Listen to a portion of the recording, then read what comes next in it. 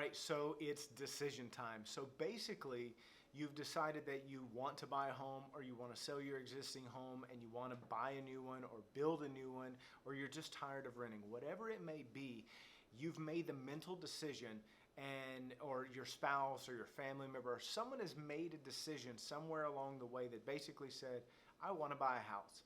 Now what do you do next? Most people kind of jump on Google, or they kind of fumble around, or if they bought one before, they kind of start automatically searching for houses.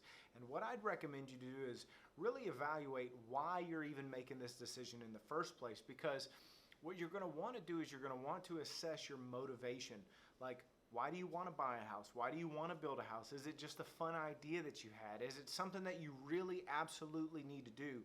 Because those things are going to come into play further along, because not everybody who wants to buy a house actually goes through the entire process. Only about 27% out of 100 that actually start the process actually complete the entire process.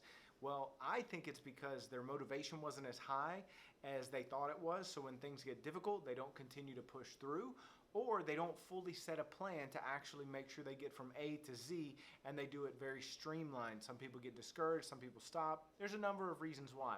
But just know that you're going to increase your chances of actually accomplishing the ability to buy a home if you sit down and see exactly why it is that you want to buy one in the first place. For me, some very good reasons are: one, well, it's a natural progression. You're tired of renting, you want to own something, you're going to stay in an area for a while, and you want to start building equity in your net worth. Those are very good reasons. That's why most people buy a home.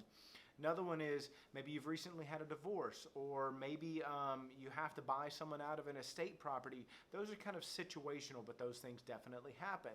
Another one is you're tired of the area that you're in and you need a bigger house, or you need a smaller house, or you want a change of scenery. Those are all good motivating factors.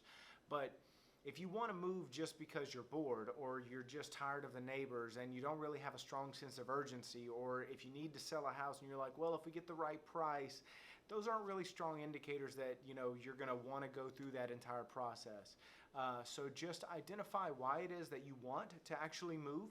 Jot those down. Make a mental checklist of reminding yourself when things get difficult, of going back to be like, this is why I'm buying, this is why I'm building, this is why I'm selling. So that's basically decision time. That's step one. Next video is going to go into step two, which is identifying your must-haves and your budget.